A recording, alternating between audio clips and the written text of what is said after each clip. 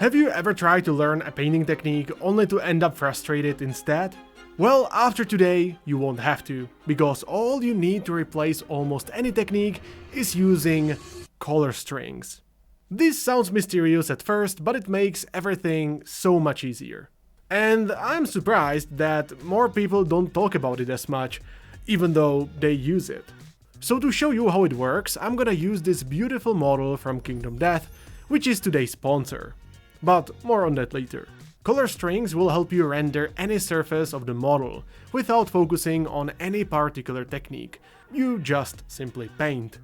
Essentially what you do is premix your entire gradient from the darkest color to the lightest color. And when you paint, you pick what you need on the string and put it on your miniature, using brighter colors for the light and darker colors for the shades. But Zumigito, how is this different from classic layering? Well, the thing is, when layering, you apply a certain amount of layers, starting from the darkest and ending up with the brightest. But with color strings, you don't really care about that. You simply pick and choose what you need on the fly, which makes it way more flexible. On this mini, I have various spots that will make it obvious. But first, you gotta know where to paint lights and shadows. To make it super easy, I've determined the light when I base coated the model. Most of it is gonna be this bluish purple, which is also the color of the imagined environment. And then, to make the light more directional, I've sprayed yellow paint from the top left. Of course, you can do this with a zenithal highlight, it just won't be that directional.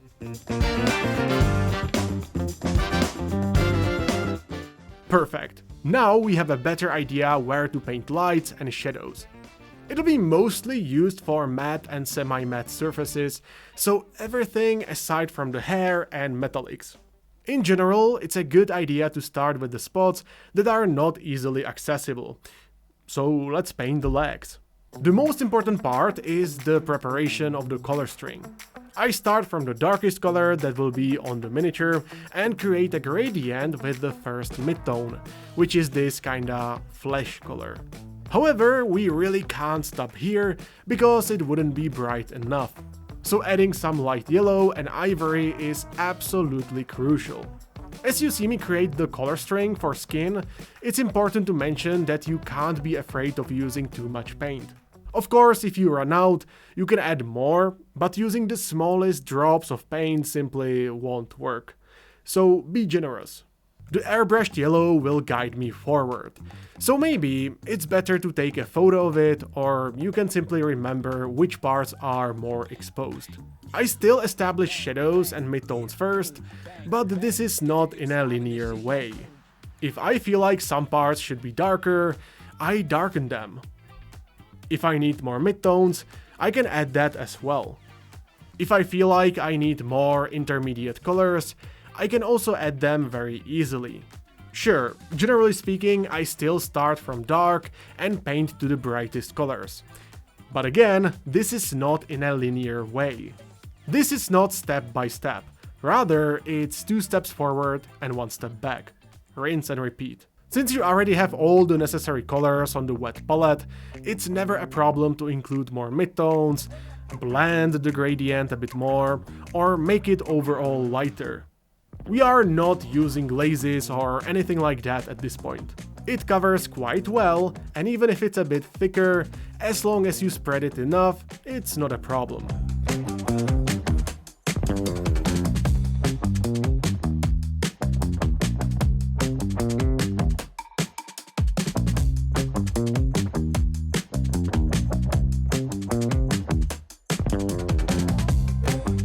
So the beauty of this approach is that you don't have to apply gazillion glazes to make it nice and smooth.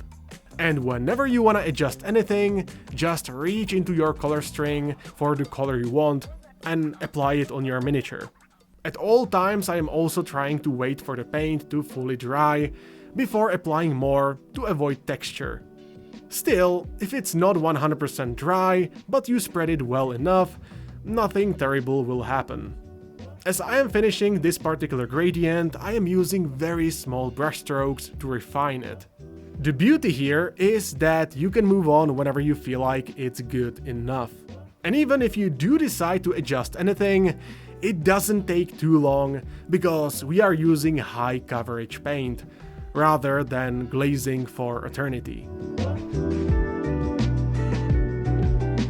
Now, I still have plenty of stuff to show you, but let's talk about where is this miniature from. It is in fact from Kingdom Death, which is today's sponsor.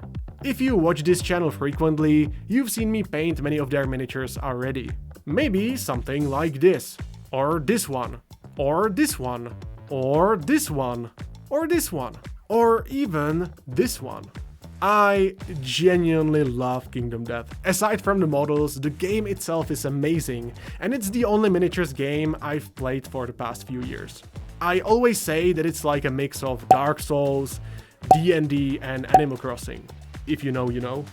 Anyway, whether you like any of their miniatures or you're interested in the game itself, Kingdom Death is running a Black Friday sale as of the release of this video. So check the link in the description and see what you like, because this is the best opportunity to pick up anything you want. And thank you Kingdom Death for sponsoring this video. Anyway, coming back to the miniature, let's see more examples how to use color strings. As you might have already guessed, the term color string comes from traditional art, where people are premixing their paints in a string. The way I mix the paints on my palette doesn't exactly look like a string, but it's used in the exact same way. Like this, I can visualize the gradient, and I already know what it'll look like on the miniature. It's also worth mentioning that using a bigger wet palette is very important, or you'll run out of space. This time around, I start with lighter layers. Again, if the paint covers well, it doesn't really matter if you start with light or shadows. Whichever you choose, you'll have to add midtones in between, so it doesn't look super harsh. Unless you want that. This entire time, it's the airbrushed light sketch that guides me forward. So just like I said, it might be worth taking a picture before painting. Again, to really drive this point home, I prefer using this technique over layering because it's more natural. When layering, you gotta be precise about how much of the surface you cover with each of the layers. And by covering less and less with every additional layer, you create a gradient. But if you don't always know how much of the surface to cover, then you're screwed. However, if you paint with color strings and have a good idea of the final result, you can adjust anything you want on the fly.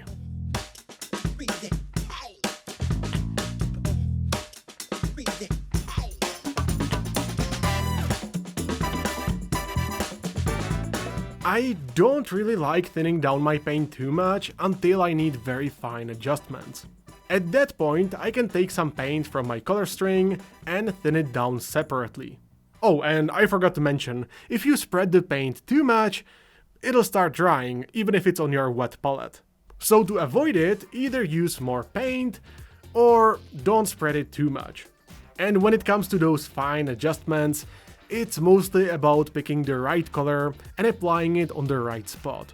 Of course, if you gotta apply a glaze or two, that's also fine. I just don't want you to spend your precious time glazing everything.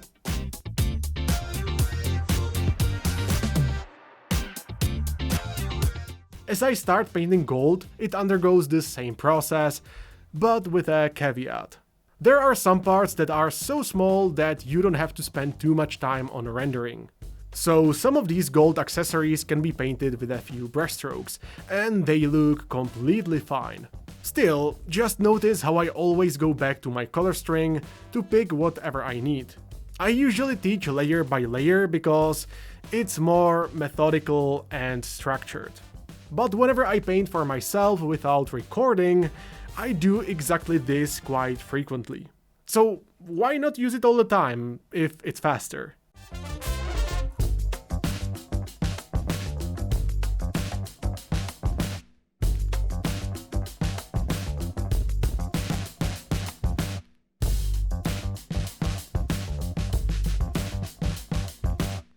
On any given miniature, you'll have some complex gradients and some simple ones.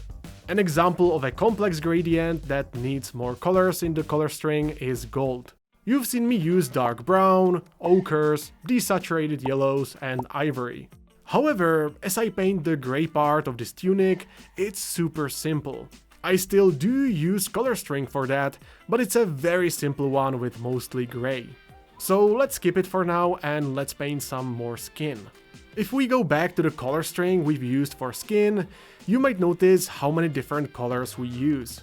We have some purples, brown rose, yellow and ivory. It's really when you see all those colors together that you realize how complex something like skin is, at least from color standpoint. The lesson here is, if your result looks a bit flat or uninteresting, maybe it's because you only use one color and only add white. In fact, if you only ever add white to your colors to make them brighter, obviously the outcome is desaturated. By seeing the entire color string and using it, you'll understand that using more colors is more pleasing to your eyes.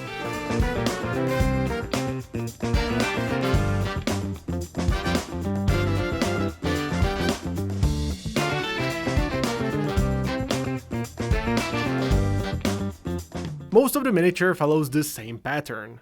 There are some exceptions, like the eyes for example. Here, you don't really have to use a color string, because each of the elements is composed of a single color. So the outline is black, the whites are grey actually, and everything can be done with a singular color. This is because the details are so small. There is no point in painting a gradient. And even though there are exceptions like the eyes, I would say 90% of the miniature can be painted super easily with color strings and simple paint application. This doesn't mean you can't use glazes or filters or whatever. I mean, use whatever the f you want. Glazes and filters might be useful to shift the colors ever so slightly. But most of the heavy lifting can be done like this because it's faster and easier. Color strings can take you a long way when painting anything, be it skin, fabric or non-metallic metal. However, just painting a nice gradient is one part of the puzzle. So if you do want to push your mini painting to another level and paint stuff like non-metallic metal, watch this video next because it'll help you with that. And see you there!